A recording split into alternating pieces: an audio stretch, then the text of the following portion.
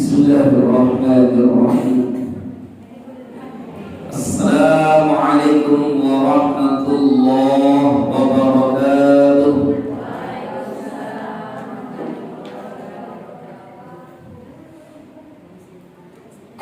Alhamdulillahi wa kafa. Wassalatu wassalamu ala rasulillahil mustafa wa ala alihi wa ashabihi ahla sidqi wal wafa. Ya ayyuhalladzina amanu taqullaha haqqa tuqatih wa la tamutunna illa wa antum muslimun. Amma ba'du, asyhadu an la ilaha illallah wahdahu la syarika lah wa nashhadu anna Muhammadan abduhu wa rasuluhu la nabiyya wa la rasula ba'da. Ibu-ibu semua, para ummahat, a'azzakunallah wa iyaya. Semoga Allah memberkati kita semua di hari Sabtu duha ini. Amin ya rabbal alamin. Segala puji dan syukur hanya milik Allah Rabb semesta alam. Salawat dan salam kita curahkan limpahkan pada Rasulullah sallallahu alaihi wa ala alihi wasallam. Pagi hari ini kita akan membicarakan tentang tema yang ngeri-ngeri sedap. Temanya ngeri-ngeri sedap. Dibilang ngeri tapi banyak yang melakukan. Dibilang sedap ternyata ancamannya berat. Ya gitu ya. Semuanya serba enak. Semuanya serba enak. Tapi tetap harus disampaikan, karena ini kaitannya dengan ilmu, apalagi terkait tentang dosa yang paling besar di antara dosa-dosa besar. Dosa besar itu kan banyak jumlahnya ya. Dosa besar itu banyak sekali jumlahnya. Ada yang mengkaji tentang dosa besar kan di sini? Belum ada ya. Mungkin nanti saya saja mengkaji tentang dosa besar kan. Jadi supaya runut temanya nggak lompat sana, nggak lompat sini. Saya itu sebenarnya kurang suka kalau temanya itu tematik. Hanya taklim-taklim di masjid-masjid itu saya hampir jarang sekali yang tematik. Karena kalau tematik itu melompat, nanti akhirnya keulang lagi. Lebih bagus itu taklim kitab. Jadi menyelesaikan satu buku selesai, nanti misalkan di sini ada berapa ustaz? Ada berapa ustaz sini? 4 ustaz.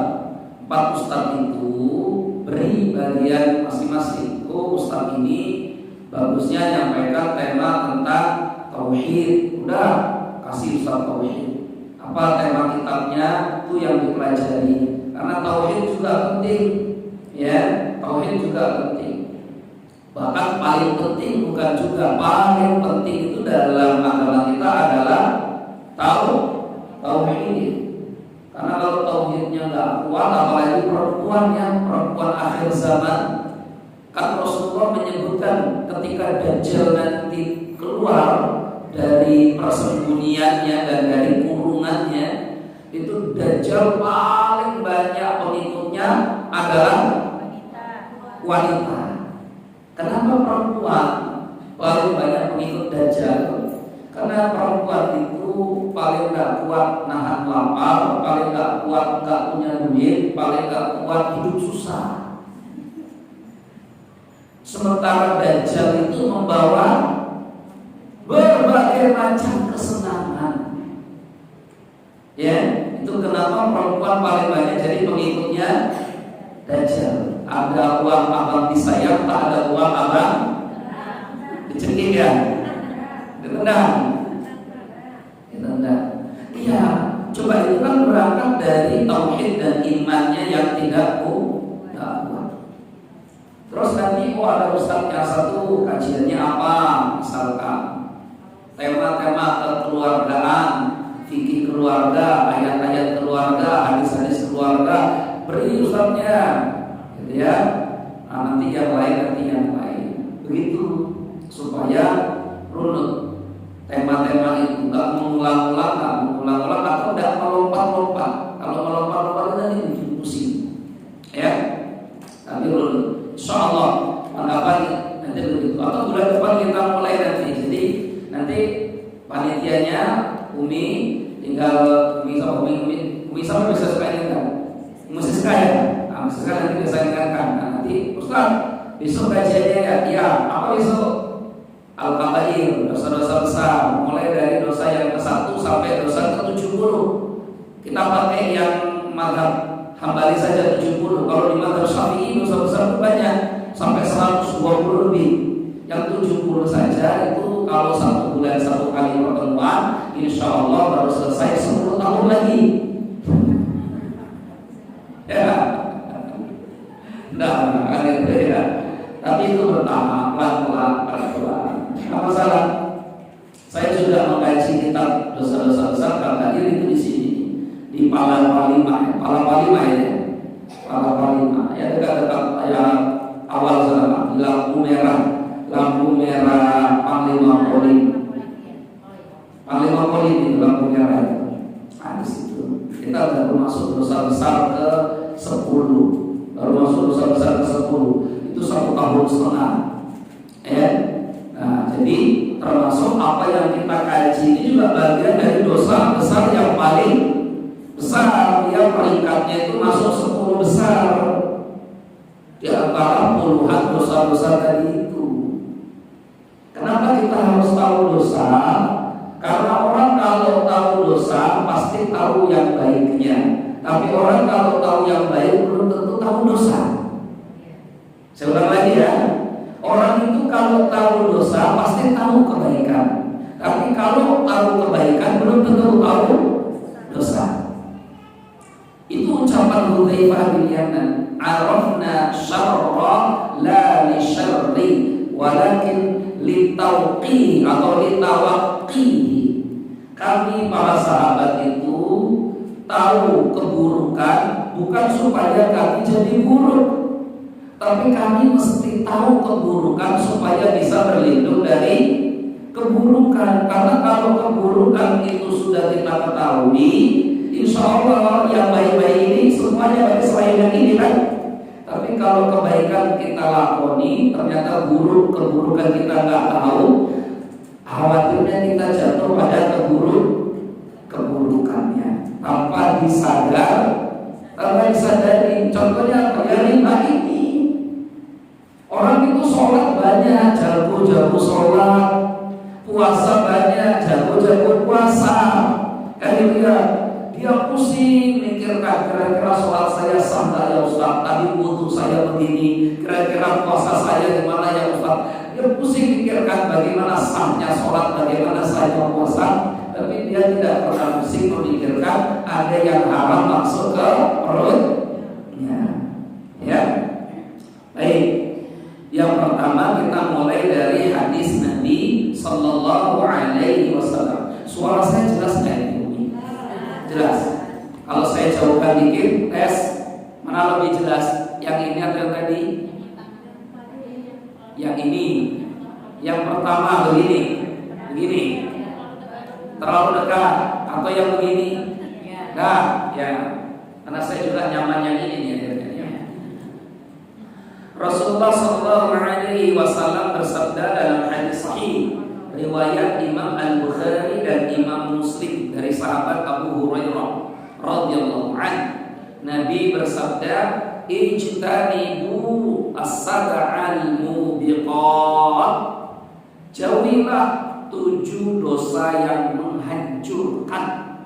Qalu, para sahabat bertanya, "Wa ma hunna ya Rasulullah?" Apakah 7 dosa besar yang membinasakan kita itu ya Rasulullah? Yang dimaksud membinasakan ini kalau melakukannya sudah langsung masuk neraka, itu namanya membinasakan. Membinasakan juga maknanya di dunia. Orang yang melakukan ini adalah orang yang paling menderita nanti. Hidupnya akan bahagia kalau melakukan dosa-dosa ini, gitu ya. Pertama Nabi katakan asyirku asyirku billah, menyekutukan Allah. Syirik, tauhid kan? Tauhid ini. Makanya mengetahui tauhid, mempelajari ilmu tauhid itu penting. Penting belajar ilmu tauhid. Coba ibu sakit atau anaknya sakit. Kalau orang tuanya nggak belajar ilmu tauhid, anaknya sakit, apalagi melihat anaknya tidak sembuh-sembuh, maka nanti ilmunya kadang kalah dengan kasih sayang dan nafsunya. Ya, karena dia lihat, Allah anak saya kasihan betul, udah berobat kemana-mana, nggak udah kesana mana, Mbak Kromo. Di sana-sana itu biasanya orang sembuh loh. Masa apa sih? Iya, berobatnya apa? Enggak apa-apa, cuma bawa kambing aja, nanti penyakitnya dipindahin ke kambing. Udah Bu, yang penting kan anaknya sembuh. Bismillah, moga-moga disitulah. Pakai Bismillah kan? Ya kan? Maka Bismillah itu yang akhirnya nipu. Tapi coba kalau tauhidnya mantap, dia akan katakan astagfirullah. Bu, sembuh itu bukan tujuan utama. Yang terpenting itu bagaimana ketika kita diuji itu mendapatkan ridho Allah. Ya, bukan urusannya sembuh. Karena orang hidup mati itu bukan karena sakit, bukan karena sehat. Tadi malam saya baru saja dapat berita, ada istrinya jamaah sehat karena pagi kemarin itu masih dagang di warung, masih jualan di warung. Siapa yang tahu kalau ternyata sorenya meninggal dunia? Nggak ada yang tahu. Jadi meninggal itu bukan karena sakit, bukan karena sakit. Tapi kalau imannya nggak kuat, dia bilang, ya Bismillahnya moga-moga sembuh ya. Kambing yang berapaan ya? Kan gitu kan? Atau ayam yang berapaan ya? Coba syirik, hati-hati. Ya, kan sekarang ada yang jualan pengobatan model begitu tuh. Nanti sakitnya dipindah ke hewan. Ya, wasihru, berbuat sihir. Sihir pun dosa besar. Wa qatlun nafsi allati harramallahu illa bil haqq, membunuh jiwa manusia. Ya, itu dosa paling besar itu. Wa aklur riba, dan makan harta riba. Wa aklu malil yatim, makan harta anak yatim, tak boleh makan harta anak yatim. Wa tawalli yaum zahfi, dan kabur dari medan peperangan. Wa qadful muhsanatil ghafilatil mu'minat, yang ketujuh menuduh wanita baik-baik telah melakukan perbuatan nista. Nah boleh, ya. Makanya nggak boleh sembarangan kita qadhaf. Qadhaf itu apa sih? Menuduh seseorang melakukan yang perbuatan nista tanpa ada saksi. Nggak boleh, udah stop. Kalau sudah kaitannya qadhaf, karena itu dosa paling besar. Nah, dari yang 7 tadi, ibu-ibu semua, riba itu disebutkan oleh Nabi Shallallahu Alaihi Wasallam. Urutannya keberapa tadi? Keempat. Wa aklur riba, makan harta riba. Riba itu riba, mau disebut namanya dengan kata-kata apapun hari ini, ya. Karena hari ini ribawi itu punya nama-nama yang lain yang kadang mengecoh, ya, yang kadang-kadang mengecoh. Ini baru hadis pertama. Nanti ada hadis yang kedua yang lebih mengerikan. Kenapa orang masih banyak tercebur? Karena bisa jadi jahil, bodoh, nggak tahu ilmu, atau karena hawa nafsu. Dua itu saja kok. Apa sih menjadi sebab orang jatuh pada riba? Pertama, orang banyak jatuh pada riba karena jahil, bodohnya nggak punya ilmu, akhirnya jatuh. Maka kalau jahil, obatnya satu, harus belajar supaya tahu, berilmu.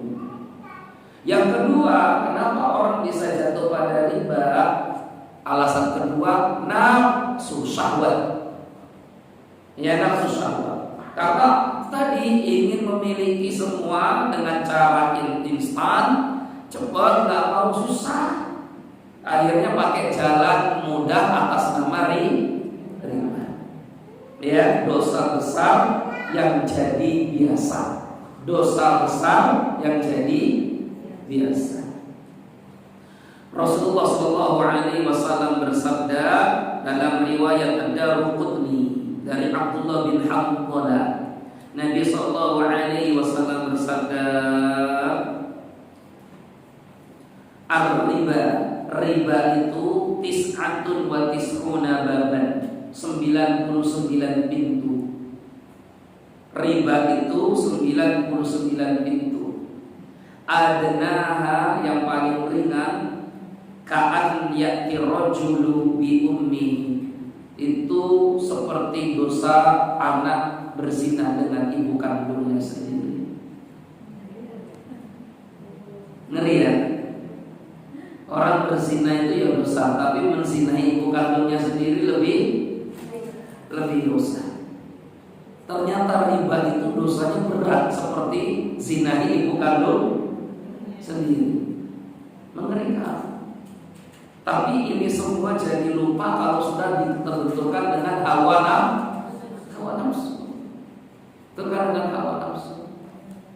Terus gimana sih Ustaz? Kalau kita itu ingin banyak duitnya gimana caranya? Gitu ya. Kalau kita ingin banyak duit gimana caranya kan? Orang itu transaksi riba itu salah satu tujuannya supaya uangnya makin bertambah. Itu kalau pelakunya.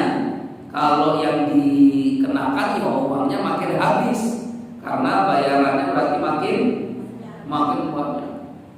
Ya, di tempat saya punya teman saya itu sampai pusing, tanahnya sudah dijual masih juga nggak lunas. Padahal tanah warisannya sudah dijual. Akhirnya kemarin dapat info saya, rumahnya pun rencananya mau dijual. Siapa yang utang? Istrinya. Dan utang istri itu nggak mau ngomong sama suaminya. Bayangkan, teman sekolah saya itu, istrinya utang nggak ngomong, giliran dapat masalah ditanggung besar kan gitu kan. Waduh, saya kalau punya istri begini tukar tambah saya. Ya. Makanya ya Allah, caranya gimana sih Ustaz? 2. Harta kita supaya nambah. Kalau di Al-Qur'an 3. Cara yang pertama tuh nanti buka Quran surat Al-Baqarah. Coba ibu buka surat Al-Baqarah, yuk buka yuk Al-Baqarah 279 280 281. Ya, 2 Al-Baqarah ketemu.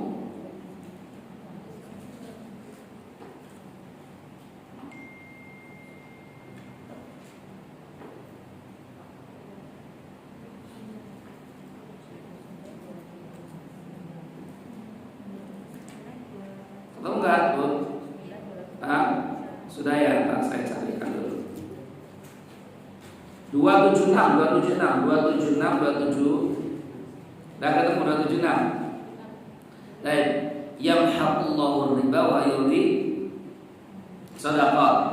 277-nya 275 dulu, baca terjemahannya Bu. 275 silakan dibaca.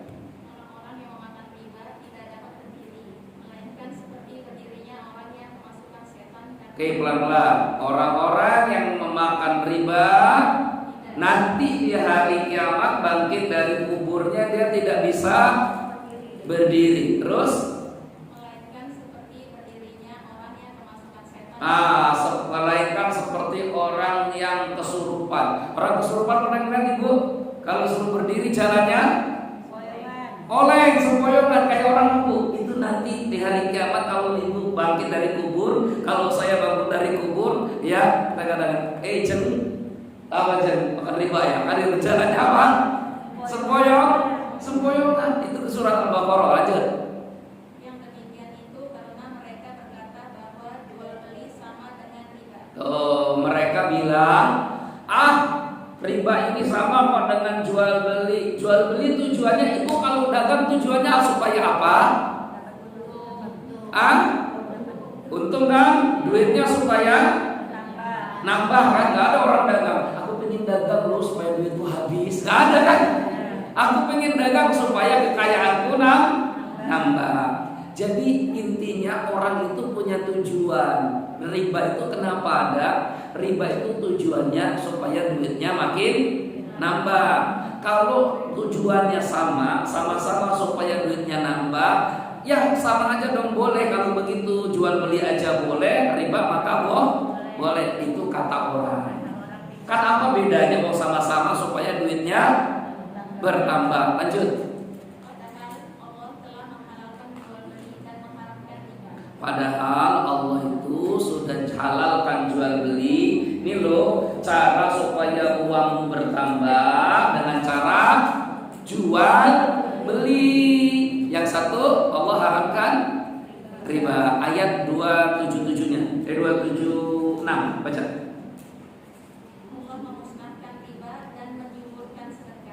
Allah memusnahkan harta yang didapat dari riba dan Allah menyuburkan harta yang sedekah. Jadi Ustaz, kalau begitu dalam Al-Quran bagaimana caranya supaya harta kita bertambah? Satu, dagang, jual beli. Tapi bangkrut Ustaz, ya cerita yang bangkrut itu juga banyak cerita yang sukses kan gitu kan ya. Bahkan kalau kita mau survei lebih banyak yang sukses daripada yang bangkrut. Satu, jadi kalau ibu mau duitnya nambah, dan karena jual beli itu diberkati oleh Allah, dagang itu diberkati. Mau dagang kecil-kecilan sampai dagang yang besar-besaran, ya, gitu. Dua, gimana supaya bertambah Ustaz? Sedekah. Ternyata orang sedekah itu duitnya bukan makin habis tapi makin nambah. Gimana cara nambahnya Ustaz? Udah itu urusan Allah, nggak pakai matematika manusia. Karena rezeki itu nggak selalu pakai ilmu matematika. Rezeki itu tidak selalu pakai ilmu matematika. Karena ada tangan Allah Subhanahu wa taala di sana yang nggak bisa dihitung pakai ilmu matematika. Yaitu ilmu sedekah. Nah, nanti baru yang ketiga adalah gitu istighfar, silaturahim dan lain sebagainya. Nah, intinya itu ya. Nah, kita balik ke sini. Bapak Ibu semua yang dimuliakan Allah. Jadi ternyata semua ayat-ayat tentang riba itu bunyinya adalah bentuk ayat ancaman. Ayat ancaman, ya. Contoh misalkan ayat di surah Ali Imran ayat 130. Coba buka Ali Imran 130. Ali Imran 130. Ancaman yang tadi pemberitahuan nanti di hari kiamat jalannya sempoyongan ya. Ali Imran 130 itu. Udah ketemu? Udah baca. Apa terjemahannya?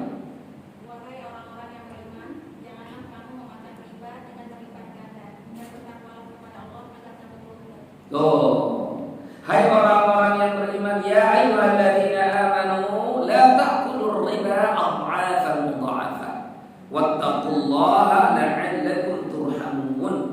Hai orang-orang yang beriman, jangan kamu makan riba berlipat-lipat. Hutangnya 1 juta tapi bayarnya sampai 1 juta 300 ya, 1 juta 200. Hutangnya 1 juta, dia bayarnya 1 juta 200, sudah 300. Itu yang 200, yang 300 sudah halal. Kalau dimakan, maka dimakan itu nanti jadi panas siksa api neraka. Loh Ustaz, tapi kan saya ingin untung juga. Kalau ingin untung, transaksinya dirubah. Nanti saya ajarin supaya jadi halal transaksinya. Ya, oke. Sekarang kita masuk dulu apa itu riba. Riba itu secara bahasa ar-riba fil lughah az-ziyadah. Riba itu secara bahasa artinya ziyadah tambahan. Ya, riba itu artinya tambahan. Karena memang sifatnya riba itu menambah. Kalau mengurangi itu namanya rugi, bukan riba kan gitu ya. Dan di antara arti zakat juga artinya sama. Zakat itu artinya suci, bersih, dan bertambah keberkahannya. Jadi orang yang berzakat itu pasti hartanya makin bersih, jiwanya makin suci, dan diberkati. Itu zakat. Riba itu artinya ziyadah. Kenapa ziyadah? Karena orang ingin menambah hartanya, tapi pakai cara yang salah. Wal maqsudu bihi huna az-ziyadatu ala ra'sil mal. Adapun yang dimaksud bertambah di sini tambah modalnya. Jadi uang pokoknya itu misalkan 10 supaya bertambah jadi 12 atau 15. Uang pokoknya bukan keuntungan, tapi uang pokok. Jadi Allah berfirman di dalam surat Al-Baqarah 279, wa in tubtum falakum ru'usu amwalikum la tadhlimuna wa la tudhlamun. Coba dibuka 279. Al-Baqarah 279 yang tadi di bawahnya. Dah ketemu? Ibu? Udah? Coba Ibu baca. Jika kamu tidak melaksanakannya, maka umumkanlah perang dari Allah dan Rasul-Nya. Terus? Tetapi jika kamu bertobat, maka kamu berhak atas pokok hartamu. Terus? Kamu tidak berbuat zalim atau merugikan dan jadi, tidak dizalimi atau dirugikan. Kalau kamu bertobat, maka kamu punya hak, ambillah uang pokokmu. Jangan ambil lagi kelebihannya. Dengan kamu mengambil uang pokok, kamu tidak berbuat zalim dan kamu tidak akan dizalimi. Kenapa? Kalau kamu ambil uang pokok, diambil lagi uang untungnya semuanya, padahal dulu katanya mau bantu, mau nolong, kan gitu kan ya? Ya, ibu butuh apa sekarang ya? Kami siap membantu kok. Kan yang nawarin dia kan membantu kan ya? Taunya bukan bantu, ternyata menzolim dong. Ternyata dong. Kalau mau bantu tuh bantu. Nggak ada embel-embel di belakang. Kalau bantu ada embel-embel di belakangnya, itu namanya transaksi. Maka kata Allah, wa itu betul. Kalau kamu berhenti setelah dapat ilmu tentang riba dan bertobat, falakum ru'usu amwalikum. Kamu berhak kok mengambil lagi uang pokokmu. Silakan. La tadhlimuna wa la tudhlamun. Kau tidak berbuat zalim dan tidak akan dizalimi.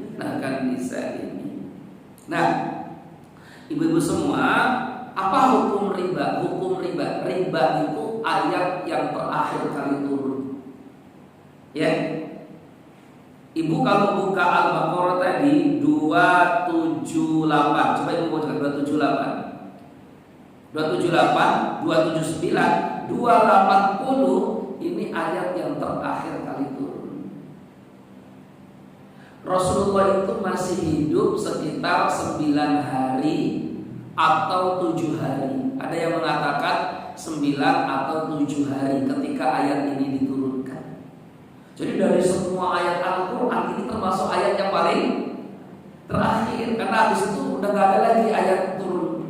Jadi riba itu termasuk hukum terakhir yang Nabi hapuskan.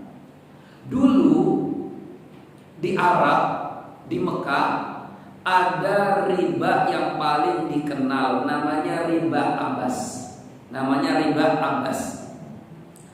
Riba Abbas, kenapa disebut riba Abbas? Karena yang pertama membuat transaksi itu adalah pamannya Rasulullah, namanya Abbas bin Abdul Muthalib.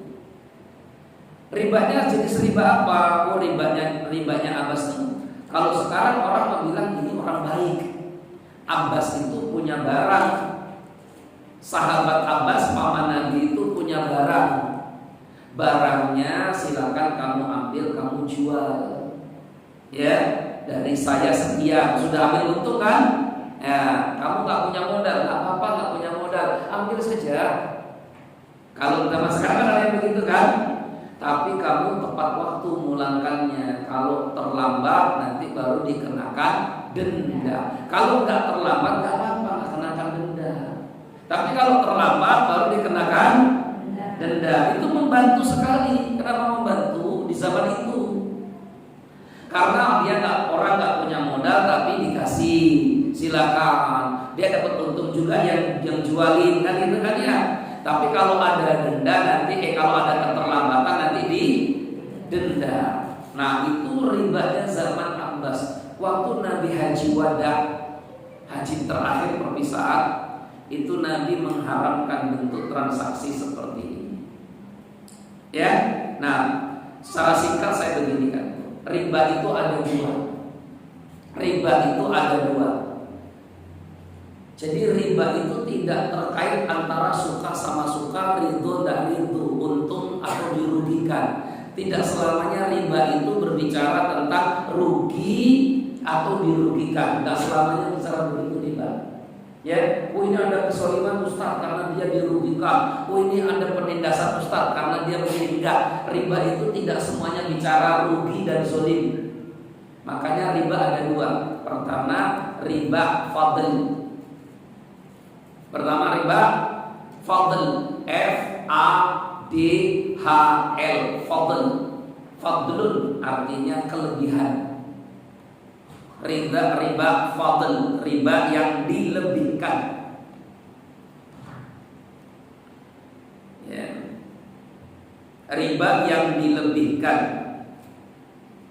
Contohnya apa ya? Ada kelebihan itu. Yang hari ini mengatasnamakan koperasi mekar. Saking mekar banget. Karena saking mekar akhirnya mekar sekali. Di tempat saya sih, kalau di sini saya nggak tahu apa namanya. Ya. Maka yang pernah kena begitu tobat, dosanya besar. Sama seperti berzina dengan orang tua kandung sendiri. Tapi kok rasanya nggak ada apa-apa Ustaz. Nah itulah setan nganggap dosa jadi nggak dosa. Kerjaannya begitu. Ya. Itu namanya fadl. Fadl itu gimana sih fadl? Fadl itu dari kata fadlun. Fadlun artinya lebih.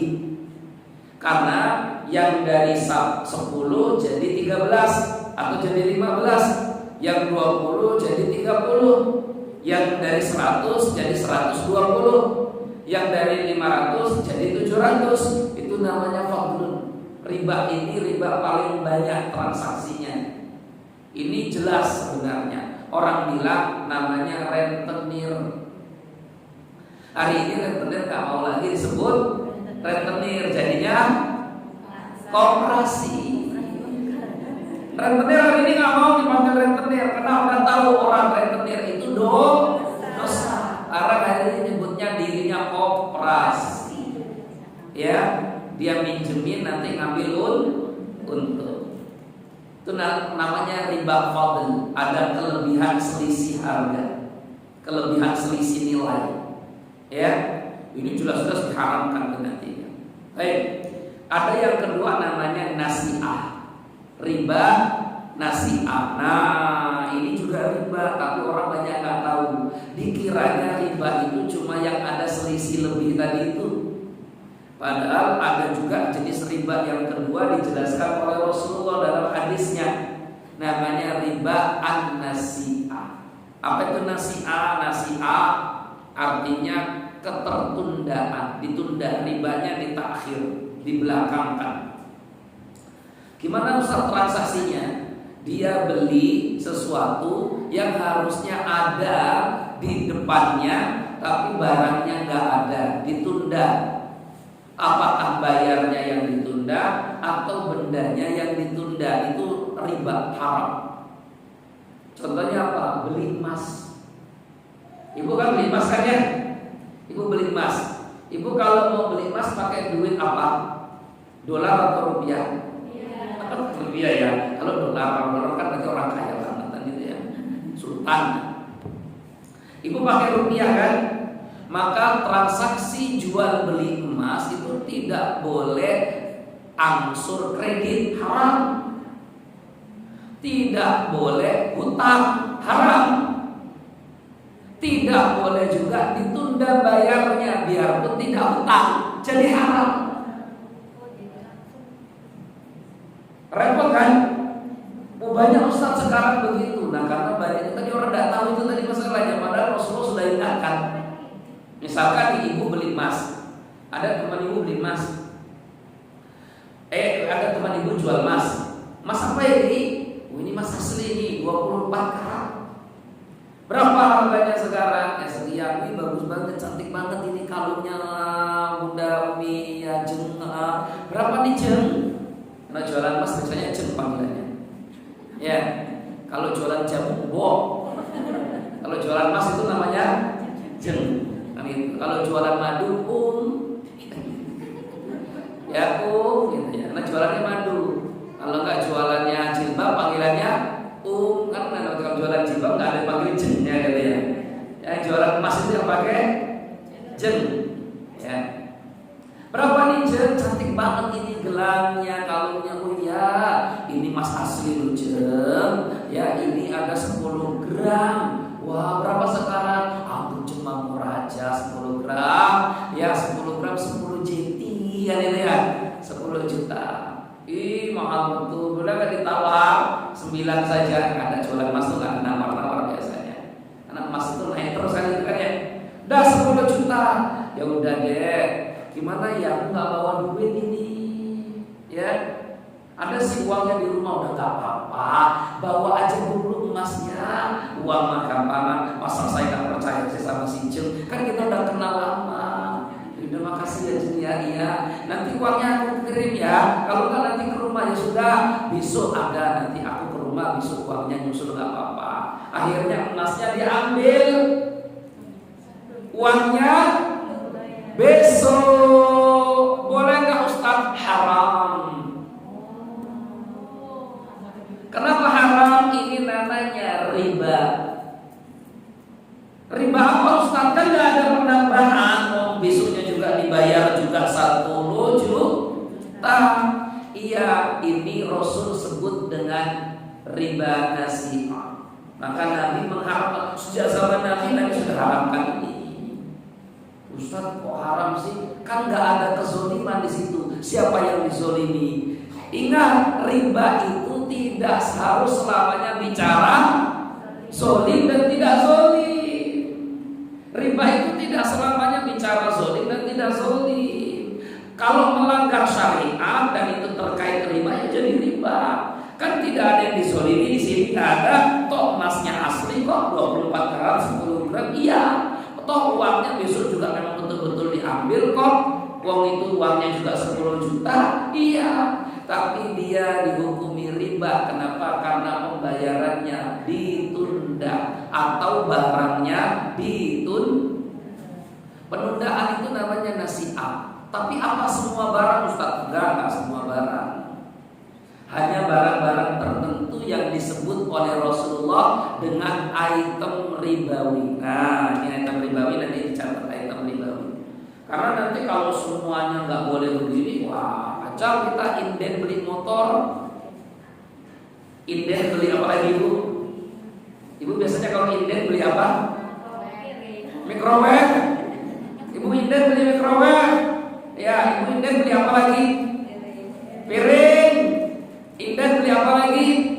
Itu riba berarti Ustaz? Enggak.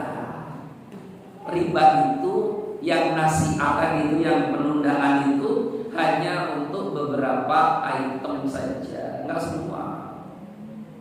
Ustaz, saya ini mau beli microwave, ini model terbaru Ustaz. Ya yang nggak perlu pakai capek-capek lagi gitu ya.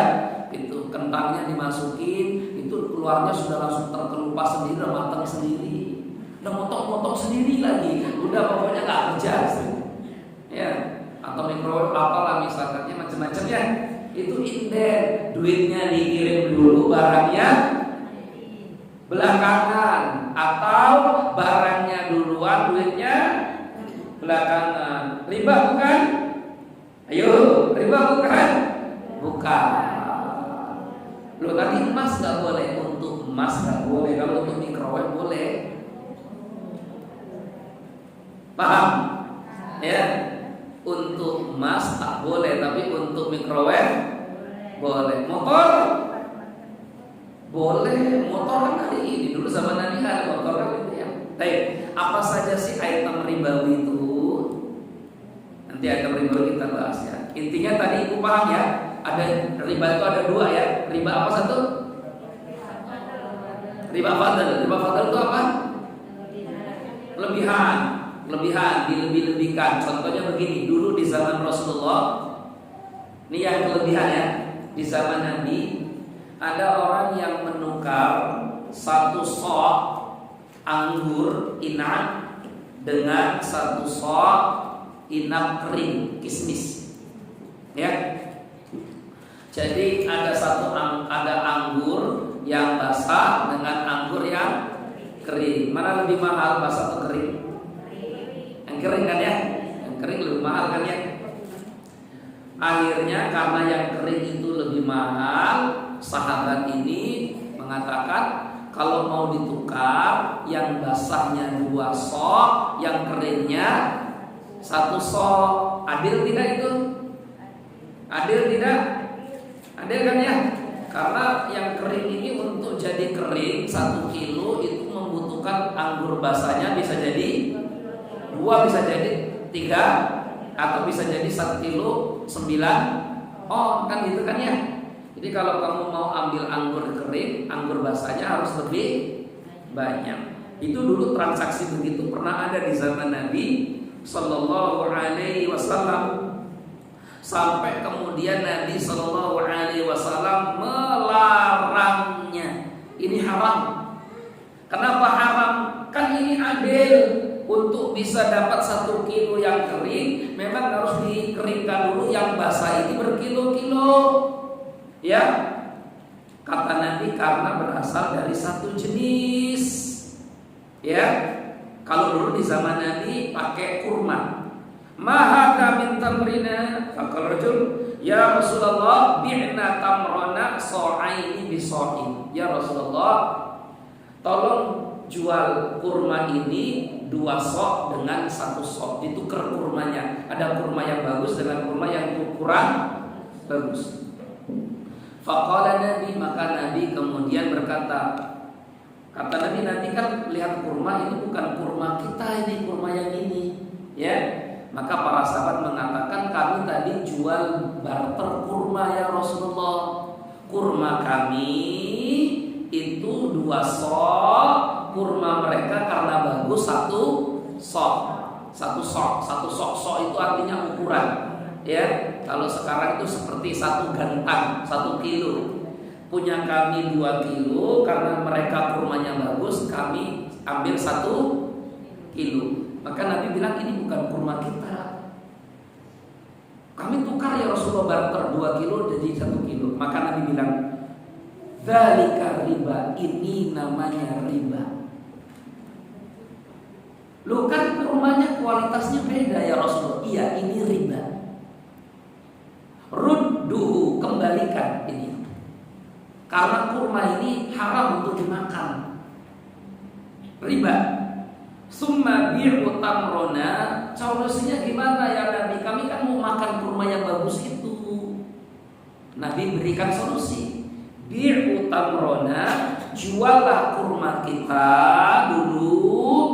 Setelah dapat uang, istaruha, baru istaruha, beli kurma yang itu. Kan sama aja nanti. Paham itu? Ya, paham atau pusing nih? Ustaz, kalau sekarang kan nggak main kurma kita, mainnya apa Ibu? Makanan kita apa? Beras. Beras harganya sama atau beda-beda? Beda. Ada harga beras yang paling murah berapa? Taruhlah 5.000 atau 7.000. Ada beras yang bagus, ya berapa? 14.000. Ini beras, beras yang susah, 5.000 aja ya. Ini beras kurang bagus, harganya 5.000. Yang ini beras bagus, pulen, putih, wangi, harganya 10.000.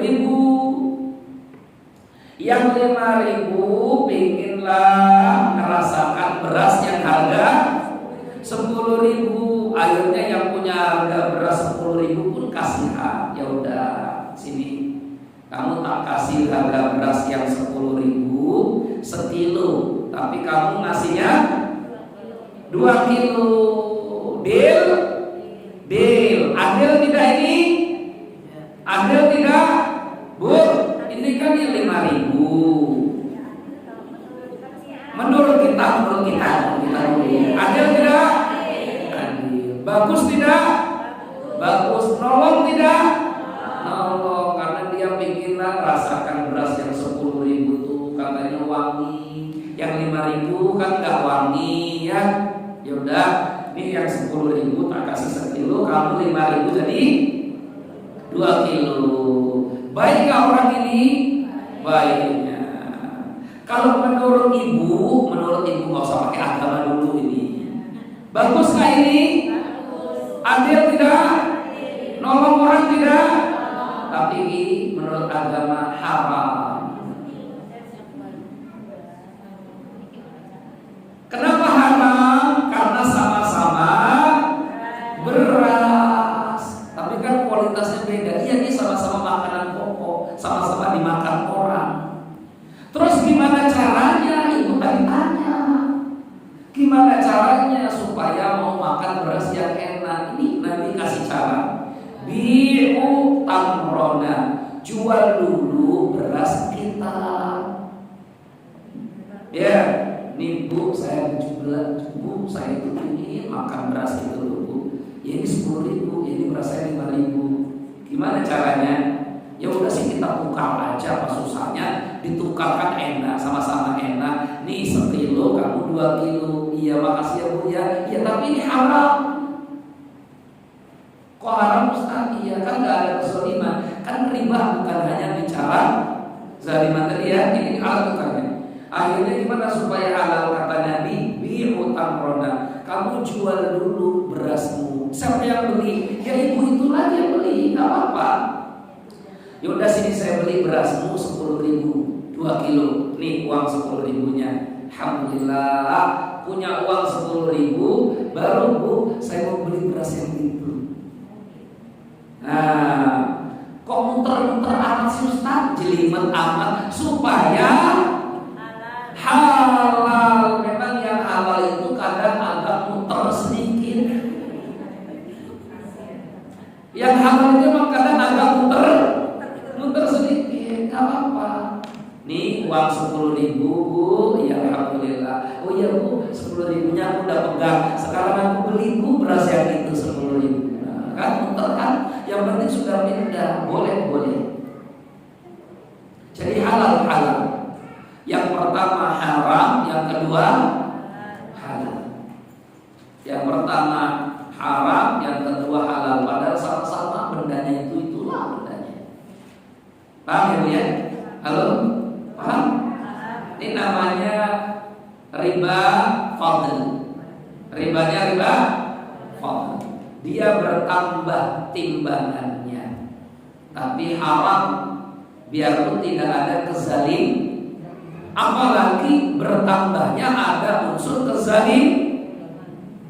Jadi yang nambah tidak zalim saja diharamkan, yang nambah tidak zalim saja diharamkan.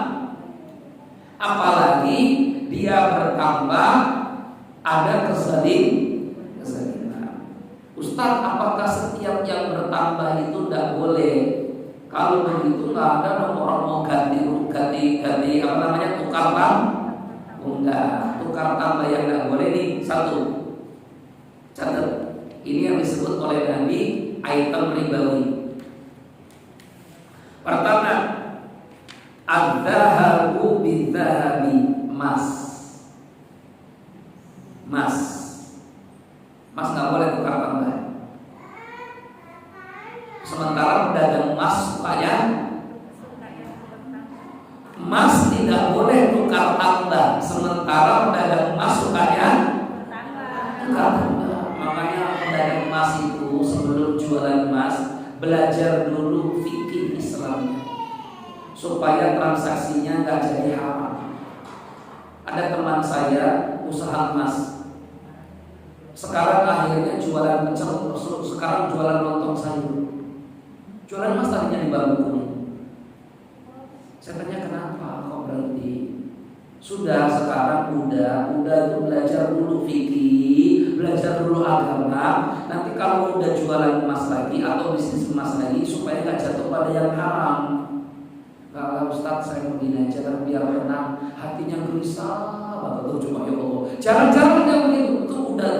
Berarti kalau udah orang Medan berarti kan? Oh ada ya? Karena udah orang Medan ya. Sekarang betul itu ada sekarang di Bandar Lampung jualannya apa?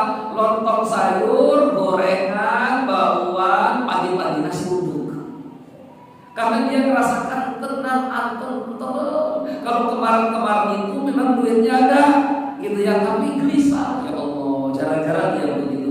Padahal saya kira nggak perlu kok udah tinggalkan bisnis itu bisnis bagus, silakan untuk anak istri. Tinggal bagaimana kita belajar agama supaya nanti yang emas ini nggak jadi haram, jadi halal. Takut Ustaz, saya kan juga kadang menerima orang mau disepuh. Nanti disepuh karena dia bukan sepuhan juga. Nanti disepuh itu Ustaz, sisanya itu kita ambil. Ya. Nah, itu lumayan. Nanti sisa-sisanya itu kalau di total bisa lagi jadi cincin, jadi kalung lagi tuh dari berapa banyak orang yang nipu. Kan itu kan gimana Ustaz? Ya kalau udah khawatir itu haram, udah tinggal bilang saja sama orangnya, Bu, Pak, Bang, Mas, ini sisaan emasnya, sepuhannya ada. Gimana saya hargai ya? Kan jadi halal. Kalau kita nggak ngomong baru haram, karena itu punya orang sepuhan emas itu. Tapi kalau kita bicara, ini ada sisa sepuhan sekian. Gimana saya beli ya? Masih sepuhan mentah namanya. Berapa harganya? Halal tidak? Tapi memang dasarnya beliau ini kekhawatirannya tinggi. Akhirnya sampai sekarang jualan pecel lontong. Padahal saya sudah bilang, udah. Ya, tapi itu orangnya ya. Kan kita nggak bisa maksakan kan ya. Dia sudah ingin hijrah total ya sudah. Ya, padahal sebenarnya masih bisa dicari jalan keluar solusinya ya sudah sekarang. Ya, nah kita balik lagi. Itu saya hanya cerita tentang sahabat saya yang betul-betul hijrah betul dari emas tadi itu. Ya, padahal bisa saja pedagang emas itu mendapatkan yang halal kok dengan cara tadi belajar fikih. Jadi emas itu nggak boleh tukar tambah, Ustaz, nggak boleh tukar tambah. Ya, terus gimana caranya supaya dia dapat untung? Ya makanya belajar fikih supaya dapat untung. Ya, karena ini item ribawi. Yang kedua perak. Yang kedua apa? Perak. Nanti saya sebutkan caranya. Ada yang jualan emas di sini? Ada? Kita kasih tahu supaya halal ya. Saya nggak jualan emas. Dua apa? Perak. Wal fiddatu bil fiddah. Al-dhahab bil dhahab, wal fiddah bil fiddah. Emas, perak. Terus yang berikutnya tamr bin tamrin, kurma.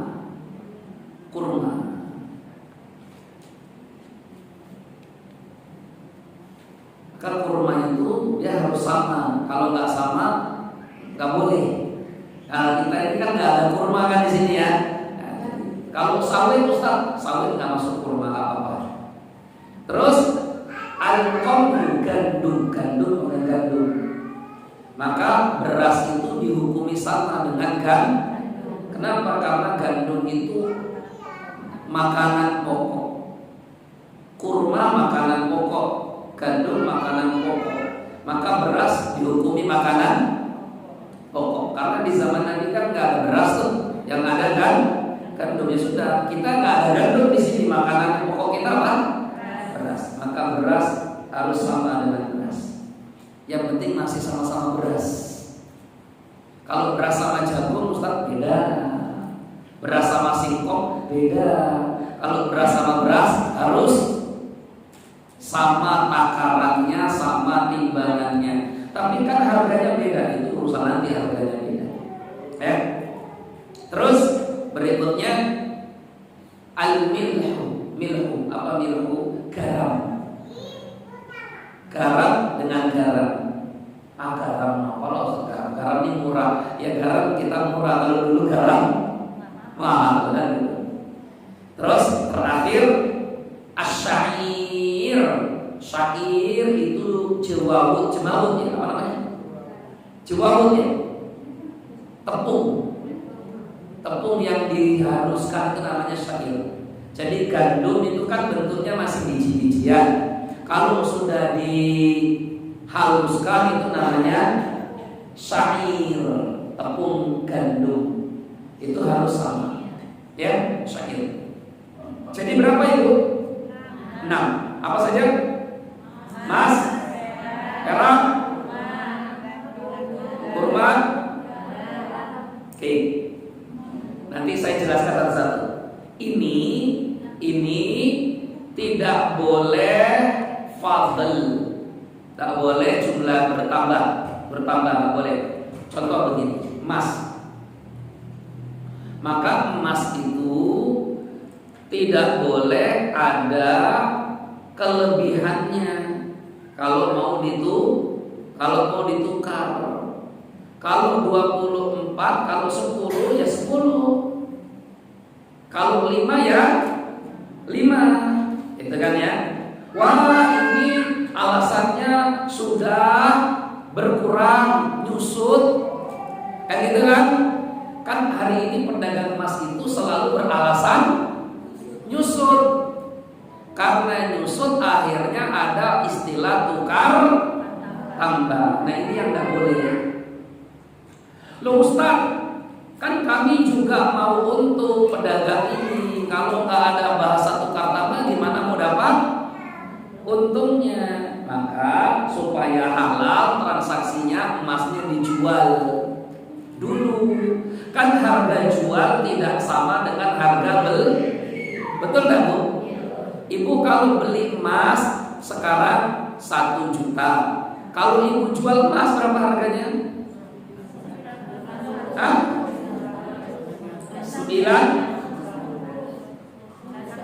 9,5 kan? Selisih berapa berarti? Itulah keuntungannya. Itu keuntungannya. Ya kan kalau pedagang emas itu tahu ilmu agama, maka dia akan bilang begini, mohon maaf ini nggak bisa langsung tukar tambah. Gimana? Sudah, mau emas yang mana? Ini. Saya beli dulu emas yang ini. Sini emasnya berapa ini? Ini 10 gram. Oke, 10 gram. Oh ternyata setelah ditimbang memang nyusut, nggak lagi 10 gram. Nggak apa-apa. Kalau memang ditimbang itu fair, nggak apa-apa. Oh Bu, mohon maaf, ini setelah ditimbang nggak sampai 10 gram, hanya tinggal 9,5 misalkan 9,5 gram, nyusutnya setengah gram. Ya sudah, dihargai.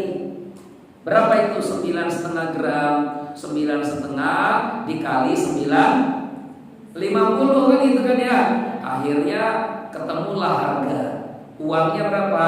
Sekian juta. Nih uangnya. Setelah uang dipegang, kan ibu ini tadi ke toko emas mau beli emas yang ini, yang mau tukar tambah ini tadi, ya kan? Tapi uangnya sudah dipegang. Uang dari mana ini? Uang dari jual emas yang dia bawa dari rumah, ya kan? Maka uang sudah dipegang dan bilang, Pak, saya beli emas yang itu. Kan barusan uangnya dipegang tuh, saya beli emas yang itu, sah jadi halal. Ustaz, repot banget, udah gini aja deh. Ini emas, nanti mau beli tukar yang itu, udah kita langsung bayar tambahannya, tukar tambah nggak boleh. Nggak boleh jadinya. Ambil dulu uangnya, bayar lagi. Tapi orang nggak mau pusing. Orang nggak mau pusing. Ustaz, caranya gimana? Karena kadang apa yang kita pahami menurut agama itu nggak diterima sama pedagang emasnya. Sudah, ibu pindah cari tukang emas yang lain. Oh nanti dipanggil, ibu sini. Kenapa pergi? Nggak mau ikut agama atau gimana?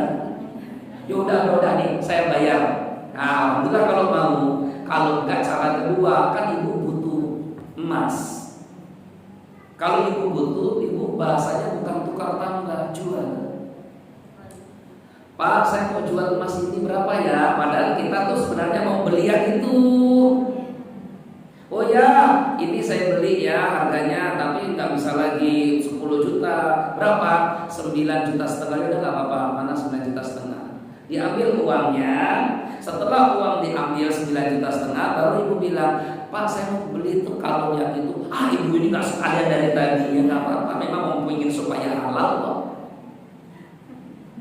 Ya, agak repot sedikit nggak apa-apa. Notanya 2 kan itu berarti nota jual sama nota beli, nggak apa-apa ngabis-ngabisin kertas.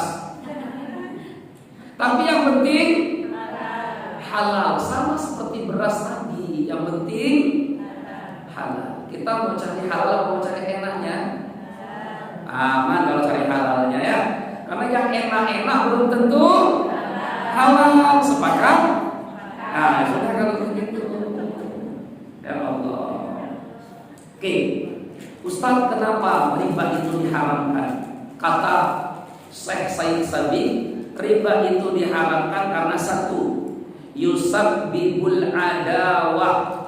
Riba itu menyebabkan permusuhan, pertengkaran, perkelahiran bainal afrad, antara satu dengan yang lain. Coba lihat. Transaksi riba itu begitu, rentenir, utangin, itu jadi sebab ribut. Ya, sebab ribut. Seringnya kan begitu. Wa yaqti ala ruhi ta'awun bainahum wal adyan kulluha wala siyama al-islam tadu ila ta'awun. Padahal harusnya agama ini menganjurkan tolong menolong, tapi riba enggak. Riba itu menyebabkan permusuhan dan keributan. Oh, mana contohnya Ustaz? Nggak usah disebutin contohnya, terlalu banyak contohnya. Bahkan ada orang yang utang, dia ngerasa sudah bayar hutangnya, tapi menurut yang memberikan hutang dia belum, karena baru dibayar bunganya. Akhirnya emosi bawa golok dibacok. Ya kan? Emosi bawa golok dibacok. Oh, saya sudah bayar. Padahal dulu dia juga tahu kalau ini tukang bunga kan, dia dulunya dia tahu, tapi ketika menjalaninya ternyata berat. Kalau tahu kenapa kamu lakoni, ya? Makanya Masya Allah, saya sama teman-teman itu berangkat dari keprihatinan ini. Saya sama teman-teman itu kita dirikan BMT, Baitul Mal Tamwil, namanya Baitul Mal Al-Barokah. Alhamdulillah sekarang asetnya sudah 1,5 miliar lebih. Ya, itu. Dari mulai sokongan kecil ibu 200.000 sebulan. Ya, 200.000 sebulan, 4 tahun, 5 tahun, hampir 5 tahun kami jalani. Anggota 200, ayo semuanya nabung 200. Itu apa sih? Bantu saudara kita semuslim yang ingin lepas dari riba. Kecil-kecilan. Ya, tidak nyangka kita kalau dari yang 200.000 itu sampai 1,5 miliar. Bayangkan apa yang sudah dilakukan Ustaz. Alhamdulillah, ya Allah, kami bantu teman-teman yang mau beli kendaraan motor, kami bantu. Mana motor yang mau dibeli sana, supaya nggak jatuh riba, kami belikan. Ini motor, silakan. Terus gimana Ustaz? Kan ini BMT-nya harus untung. Ya untung, tapi transaksinya dirubah supaya nggak riba. Ini motor harganya berapa? 15 juta.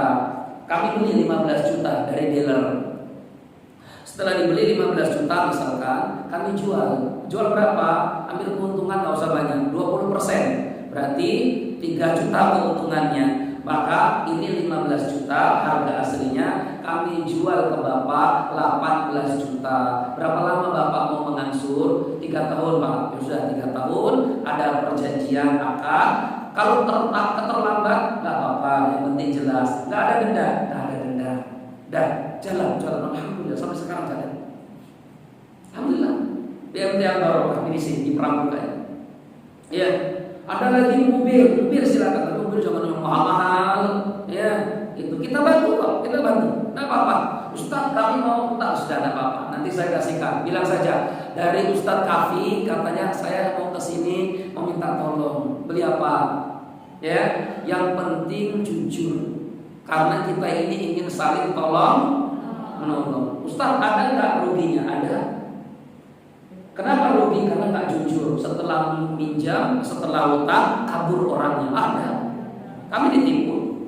Ya, itu. Yang itu guru bahkan. Ya, guru.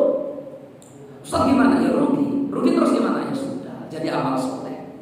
Ya, jadi amal soleh. Jadi itu semangatnya dulu awal. Karena saya lihat Allah sudah banyak orang hijrah tapi nggak bisa lepas dari riba. Kami mau motor Ustaz, motor ke sana, nanti leasing kena lagi riba, nanti ke sana kena lagi, kan gitu kan ya, macam-macam. Ya sudah, pakai begini transaksinya. Wallahu a'lam. Namanya Baitul Mal Al Barokah. Al Barokah itu di belakang Bakso Sony Pramuka. Bakso Sony Pramuka ada Pramuka Bakso Sony ya. Kita mulai dari kecil-kecilan. Ya berharap semoga ini bermanfaat untuk umat. Karena kalau saya berbicara riba tapi nggak ngasih solusi, itu namanya omong kosong. Ustaz, tapi kami butuhnya bukan benda, kami butuhnya duit. Nah, mohon maaf, kami nggak minjemin duit. Ya, kalau minjemin duit kembalinya besar namanya riba. Saya pinjamkan ibu 2 juta, ibu kembalikannya 2.300.000. 300 itu udah haram untuk saya, haram. Jangankan itu, ibu pinjem 2 juta, kembaliinnya 2 juta sama pijet sepijet ibu misalnya. Ibu minjem sama ibu, ya 2 juta. Nanti ibu kembaliin seminggu lagi dia. Minjem 2 juta, ibu kembaliin, tambah pijet dong. Kan ibu nggak pijetin, pijetnya jadi riba, haram. Iya betul, betul. Yang sudah dapat traktir dong, minta dong bakso. Bakso ditraktir dari orang yang minjem ke kita haram. Kullu qardin jarra lahu naf'an fa huwa riba. Semua pinjaman tapi dia ambil manfaat dari yang dipinjaminya itu riba. Itulah sisi burunya, kekurangannya dari arisan. Ada mau terakhir lah kita ya. Nggak selesai ngomongin begini, nggak akan selesai. Hah? Udah selesai? Belum. Nah, ibu arisan kan? Arisan akadnya apa ibu? Ibu waktu mau arisan akadnya apa? Tolong menolong atau hutang piutang? Yang betul. Silaturahmi lagi yang ini. Karena kalau pakai arisan bisa saling ketemu kan ya. Tapi kalau nggak ada arisannya nggak mau ketemu. Jadi arisan itu apa akadnya? Tolong atau hutang piutang? Arisan itu akadnya hutang piutang dibungkus dengan silaturahim tolong menolong. Tapi akadnya tetap hutang piutang. Kenapa akadnya hutang piutang? Karena orang yang sudah narik tetap harus kewajiban. Nah itu namanya hutang kan? Kalau tolong menolong enggak? Umi, alhamdulillah makasih ya Umi, aku dapat nomor urut ke pertama. Terima kasih banget udah banyak nolong aku. Aku keluar jadi izin ya, udah kan itu dikasih kan? Enak aja. Yang sudah dapat nggak boleh keluar tuh. Kan tolong menolong. Ya tolong menolong tapi hutang ini. Namanya bukan hutang. Karena orang yang sudah mendapat arisan, dia tidak boleh keluar kecuali dia harus bayar sesuai dengan jumlah yang dia dapat. Tiba-tiba dia bilang, yang baru narikma senyum terus, bakso ke bakso. Akhirnya dia nggak enak, yaudah, yuk kita mampir makan bakso. Padahal dia termasuk yang mengutangi. Orang ini termasuk yang mengutangi karena dia anggota arisan. Riba. Kalau ada orang memberi syarat yang dapat arisan traktir makan, maka traktir makan itulah riba, haram untuk kita makan. Karena kita yang mengutanginya. Kalau nggak minta haram, kalau nggak minta nggak apa-apa.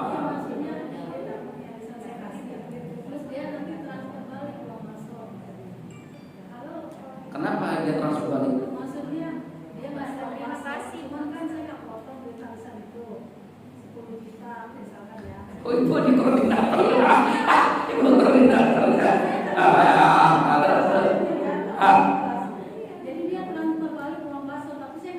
potong baksonya 200.000. Iya. Satu RT itu kalau serumah itu. Jadi begini. Ini supaya arisannya jadi pahala ya.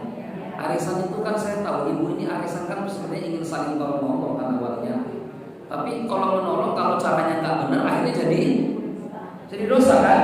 Nah, supaya benar kalau menolong itu gini. Anggotanya berapa orang? 15 atau 10. Ibu kumpulin. Koordinatornya siapa? Si A koordinatornya. Bu, ini kita mau arisan. Karena kadang kita ini ada kebutuhan yang mendesak. Pas mendesak kita nggak ada uang. Tapi kalau ada arisan, insya Allah deh, mana yang butuh duluan nanti bisa dinego-nego. Ya sudah. Tapi arisan ini juga ada biaya administrasinya. Karena untuk apa? Konsumsi bukan ini ya, untuk mencatatnya semuanya itu ya, menariki arisan itu kan ditarikin itu, ngingetin itu terus tuh. Iya bentar pakai begini nih akhirnya ya. Iya betul nanti sampai ke itunya akhirnya ya. Akhirnya disepakatilah bersama, oke, kalau begitu ada upah untuk koordinatornya, bukan upah pena, koordinator. Setiap kita yang mendapatkan arisan itu ada uang capek untuk yang suka ngingetin, mencatat semuanya berapa. Kan kita dapatnya 10.200.000 untuk yang suka ngingetinnya. Oke, sepakat semuanya? Sepakat, boleh. Jadi akadnya di awal sepakat, jadi semua dapat bagian yang sama. Tapi kalau nggak ditentukan nanti serba nggak enak. Dikasih 100 kekecilan, kasih 200 kegedean, kasih 50 nolak, kan gitu kan? Harus sepakat, nggak boleh itu abu-abu, nggak boleh. Karena ini kaitannya tentang tolong menolong, utang piutang, nggak boleh. Harus jelas semuanya. Ya, begitu. Uang makan dipisah, nggak boleh digabung, nanti jadi abu-abu. Uang makan berapa? Nih uang makan masing-masing 10.000. Uang makan masing-masing 20.000. Konsumsi kan kalau kumpul-kumpul nggak makan kan nggak asik kan gitu ya. 20.000, 2.000 itu ada lagi yang lainnya. Jadi jangan sampai kita ini ya dari arisan yang tolong menolong akhirnya dapat dosa. Ini saya betul-betul jelaskannya. Itu. Wallahu a'lam bishawab. Itu ya Bu ya. Jadi harus detail ya, harus detail. Selagi bayaran itu masih lumrah, upah uang capeknya lumrah, silakan. Itu halal. 2. Yu'addi ila khulqin tabaqatin mutrifatin. Jadi itu hanya memperkaya golongan kelompok tertentu. La ta'mal syai'an. Karena dia nggak mau kerja, dia ngambil untung nggak mau kerja. Uangnya nambah nggak mau kerja, ya santai-santai akhirnya dapat untung. Itu yang menjadi sebab kerusakan. Hikmah kenapa riba ini diharamkan. Harusnya orang kalau mau ya usaha, jadi ya bukan justru memeras keringat orang lain untuk dia dapat untungnya. Wallahu a'lam. Ketiga, wasilatul istimar. Ini penjajahan gaya baru. Dia kan dijajah itu sebenarnya tuh, tapi dijajah atas nama hutang, atas nama hutang. Makanya orang kalau sudah hutang itu memang seperti terjajah. Ya, orang itu kalau hutang itu seperti terjajah. Disuruh sana, suruh sini, kalau nggak bayar hutang. Wallahu a'lam bishawab. Ya, wallahu a'lam. Sudah deh, kepanjangan nanti pusing kalau kebanyakan. Saya aja pusing nih. Ya, oke ya, mau tanya saja lah, kita nanti sampai diskusi ya. Oke, diskusi ya. Ya.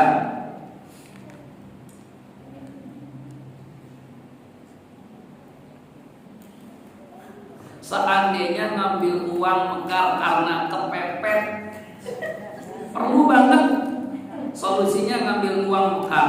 Tetap dosa nggak kepepet itu apa? Sesuatu yang haram itu kalau darurat boleh, tapi darurat itu apa? Darurat itu mengancam nyawa seseorang. Kepepet Ustaz, ya apa kepepetnya? Ya kalau saya nggak ini nanti saya nggak bisa berangkat. Itu nggak kepepet namanya. Banyak orang beralasan karena kepepet, padahal itu gaya hidup dia. Kepepet itu artinya darurat. Darurat itu berarti mengancam agama atau mengancam nyawa. Itu namanya kepepet. Kalau nggak mengancam agama, kalau nggak mengancam nyawa, kalau nggak mengancam Rasul misalkan pendidikan atau apa. Karena pendidikan itu penting, akal itu penting, ya, melindungi akal, melindungi nyawa, melindungi agama. Maka yang seperti ini itu namanya kepepet. Tapi maka kepepetnya ini dicek dulu apa kepepetnya. Karena sedikit-sedikit kita ini yang penting kepepet, ya, gitu ya. Jangan dibiasakan mengambil alasan apa mudah mengatasnamakan kepepet. Ya ibu sendirilah yang tahu apa itu artinya kepepetnya di sini kan intinya. Jadi alasannya itu, ini kalau saya nggak kesini Ustaz nyawa taruhannya. Tapi saya nggak bisa kalau nggak lewat ini ya sudah. Bismillah. Moga-moga Allah berikan solusi dengan ini. Tapi lagi-lagi ad-daruratu tuqaddar biqadariha. Yang namanya darurat kepepet itu ada batasnya. Nggak bisa saya kepepet Ustaz 25 tahun, kepepet terus 25 tahun, ini gimana? Ya akhirnya nggak bisa lepas dari riba kalau begitu. Karena kepepet itu ada batasnya. Nggak bisa atas nama kepepet terus-terusan. Ya. Poin pertama, poin kedua, cari dulu solusi alternatif yang lain, Ibu. Kadang kita ini mengatasnamakan kepepet, akhirnya minjem ke Mekar. Tapi mohon maaf, itu tanah kita yang 2 rantai masih ada. Ya, masih ada. Oh, ada lagi yang lain, misalkan ada lagi yang lain. Mana yang bisa masih dijual, nggak apa-apa kok. Ya, kalau itu bukan lagi terkait tentang apa darurat nggak masalah. Wallahu a'lam bishawab. Saya hanya ingin pesankan kepada kita untuk tidak mudah menghutang, apalagi itu terkait riba. Jadi kepepetnya sesuai dengan apa yang disebutkan. Kadang kan kepepet Ustaz, saya ingin punya Tupperware. Kepepet Ustaz, ingin punya lemari bupet yang bagus tuh. Kepepet Ustaz, ingin punya sofa macam-macam. Bagaimana jika berhutang tapi tidak mampu membayar, padahal sudah niat sekali tapi tidak ada rezeki? Ya sudah. Jadi kata Nabi SAW, orang yang berhutang itu ada 2. Orang yang berhutang itu ada 2. Ada orang yang berhutang ingin sekali membayar tapi dia tidak mampu membayar, maka Allah nanti yang akan melunasinya. Ada yang kedua, ada orang yang berhutang memang nggak mau membayar, maka kebaikannya nanti Allah akan ambil. Jadi hati-hati ya. Matlul ghani zulmun. Orang yang mampu tapi nggak bayar hutang itu zulim. Tapi orang yang nggak mampu dia pengen bayar hutang, ya mau dibuat apa? Nggak mampu, ya. Tinggal sampaikan, katakan kepada orang yang menghutanginya, mohon maaf saya itu sebenarnya ini tapi belum ada. Kalau memang engkau ikhlas, tolong berikan aku tempo waktu. Kalau memang engkau ikhlas, syukur-syukur kau ikhlaskan ridho, gak perlu lagi dibayar hutangnya. Makanya orang yang berhutang itu 3. Orang yang piutang itu 3 tingkatannya. Orang piutang yang ngasih hutang itu 3 tingkatannya.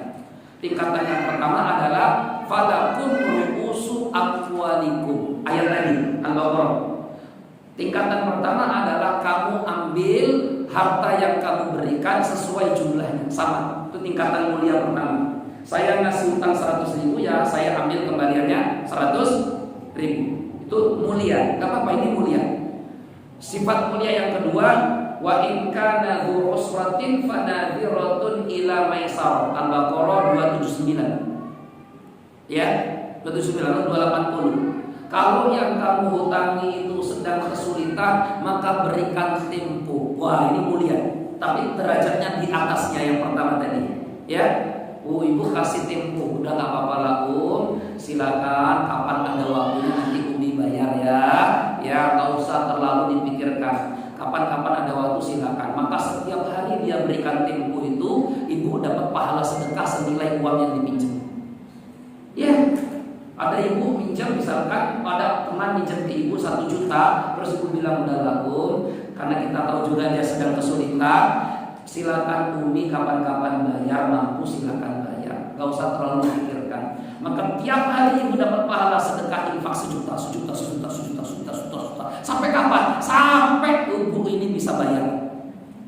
Ada tingkatan yang ketiga yang paling bagus mulia.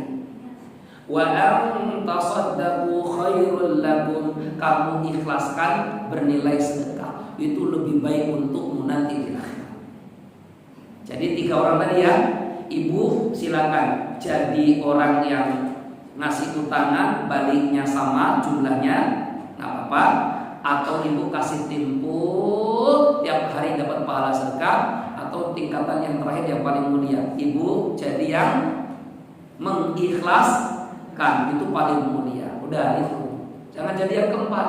Yang keempat apa? Yang utangnya. Enggak usah, karena nggak ada kok utangnya utang. Nggak ada ayat dan hadis tentang fadilah utang, nggak ada. Yang ada ayat Quran dan hadis fadilah ngasih utang. Nah itu ya. Nah gitu ya. Moga-moga yang punya hutang Allah berikan kemudahan untuk melunasinya. Baca doa, Allahumma kfini bihalalika an haramika waghnini bifadlika amman siwaka. Itu doa sahabat minta ke Nabi supaya mudah membayar hutang. Ibu hafal? Alhamdulillah. Kalau ibu nggak hafal itu saya seneng. Tandanya ibu nggak punya hutang. Kalau ibu hafal berarti ibu sedang punya hutang. Allahumma kfini. Catat doa supaya cepat lunas hutang. Allahumma kfini pakai kaf. Allahumma kfini. Allahumma kfini. Fini. Allahumma kfini. Allahumma kfini.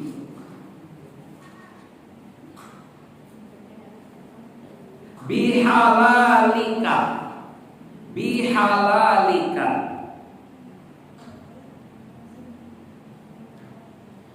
An haramika. An haramika. An haramika. Waghnini. Waghnini.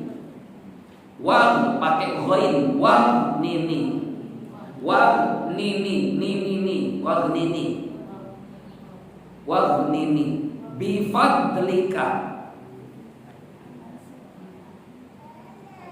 bifadlika,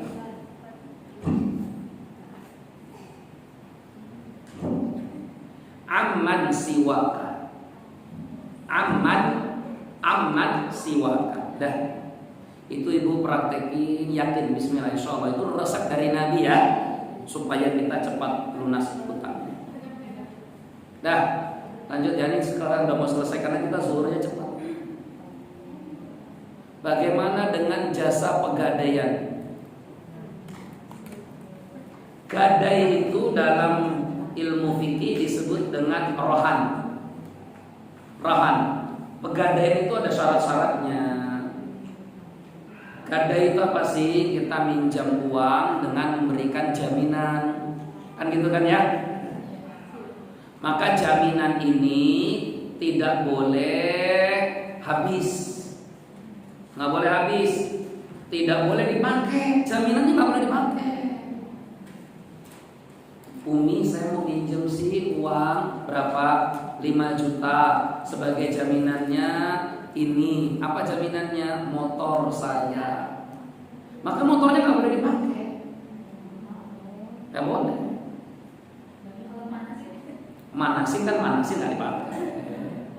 Ya, itu. Apa jaminannya? Kalung. Ya udah kalungnya. Enggak disimpan. Enggak disimpan. Simpan. Itu kan jaminan, bukan punya Umi, itu punya orang. Ya, Dia memberikan jaminan itu supaya kita yakin kalau dia akan mengembalikan. Dan jaminan itu biasanya punya nilai yang lebih daripada apa yang dia pinjam. Kan nggak mungkin aku pinjam 5 juta di jaminan sendal Suwaluku, nggak mungkin. Ya kan? Iya, itu aturan-aturannya. Dan kalau dia tidak bisa mengembalikan, bukan berarti jaminannya terus langsung menjadi hak kita. Enggak. Jaminan ini nanti dinilai harganya. Selisihnya harus dihargai. Selisihnya harus dihargai. Begitu ya. Intinya pegadaian ini ada yang syar'i, ada yang tidak syar'i. Harus syar'i. Pegadaiannya harus syar'i. Ya Rasulullah juga pernah menggadaikan. Rasul pernah. Tuwfiya Rasulullah sallallahu alaihi wasallam, Nabi meninggal dunia, wa birruhu marhunatun inda Yahud, sementara baju perangnya tergadai di tangan Yahudi. Jadi Nabi itu dulu juga pernah menggadaikan barang berharganya. Untuk apa? Gandum. Beliau mau gandum, makanan untuk keluarganya, tapi nggak ada uang. Akhirnya baju perangnya yang digadaikan. Itu nanti setelah Nabi meninggal, baju perangnya ditebus oleh Ali bin Abi Thalib radhiyallahu anhu. Jadi boleh pegadaian itu boleh, tapi syaratnya harus syar'i. Yang terakhir, apa hukumnya beli rumah secara KPR? Bingung saya mau jawabnya. Apa hukumnya beli rumah secara KPR? Ustaz, yang lain aja yang jawab lah ya. Ibu kalau sudah beli rumah gimana? Saya nggak bisa kasih solusi masalahnya. Ya, kalau nggak beli KPR nggak punya rumah. Kalau dijawab serba salah. Saya aja nggak punya solusi. Saya tuh pinginnya gini, Ibu apa hukumnya beli motor lewat leasing? Saya punya solusi. Ya silakan pakai BMT kami, Ibu halal dapat. Tapi kalau rumah pakai KPR, saya nggak punya rumah masalahnya. Ya, baik. Jadi bertakwa kepada Allah. Semoga Allah mudahkan rezeki ibu-ibu semua. Jadi beli rumah nanti nggak pakai KPR. Ya, supaya beli rumahnya nggak pakai KPR. Gitu ya. Nggak bisa besar Ustaz, ya kecil lah, 1 kamar jadi. Nanti ngangsur-ngangsur, ada anak kamarnya, nggak punya rumahnya, tangganya dulu, kan gitu ya. Wallahu a'lam. Kalau kita belum bisa bangun rumah, kontrak pun jadi nggak perlu malu kok kontrak itu. Ya, nggak perlu malu kok kontrak. Intinya kadang nafsu kita itu yang lebih dulu daripada ilmu kita. Itu ya Bu ya. Ya. Wallahu a'lam bishawab. Ada yang paham, ada yang separuh paham, ada yang ngambang, ada yang udah sudah paham ya. Tapi moga-moga manfaat apa yang kita kaji.